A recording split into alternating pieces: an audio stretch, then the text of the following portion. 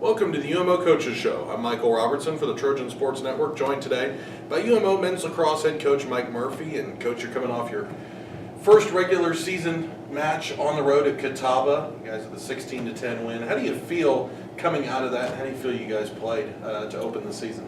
Open up the season, you always worry about the little things and making sure that you get everything done right. And we started pretty slow that game. We were sloppy in a couple areas of the field, but we have a lot of new faces, a lot of younger guys playing. So as a coaching staff, we expected for it, we kind of prepared for it, and we wanted to let these guys kind of work through some kinks, early in the game. And Catawba had already played 2 matches coming in to your match on the season.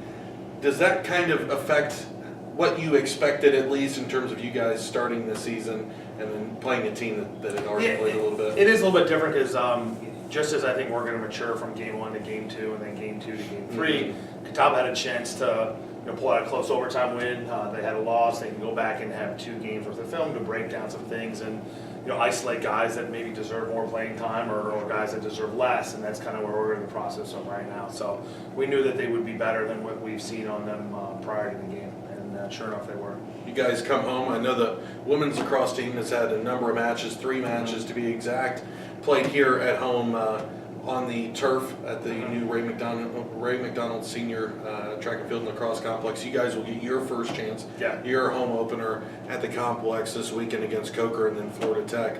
How important has that facility been for you guys up to this point? Just practice, and I know you guys also had a scrimmage, but then to finally step on it. And it's going to be great. We're out there practicing on it.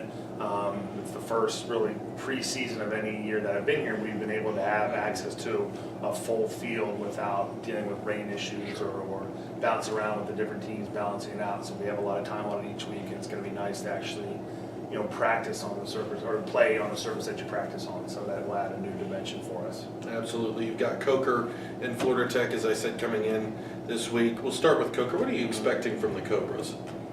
They had a game this weekend. They won pretty convincingly.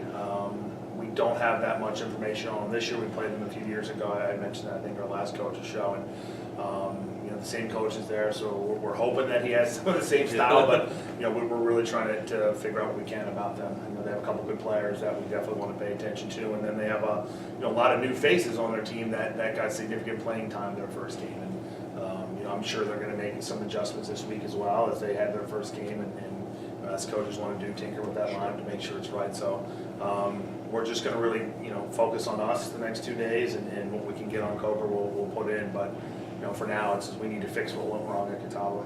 Looking ahead to this weekend, Florida Tech coming in. I know we talked just briefly before we went on the record for this interview, and you mentioned that they're good. What are you expecting from Florida Tech coming in? I know a lot of those teams down there in Florida are really tough. Sure, they're extremely athletic, and they're very big. I think as far as their stature side is concerned, they have a lot of big guys on their team.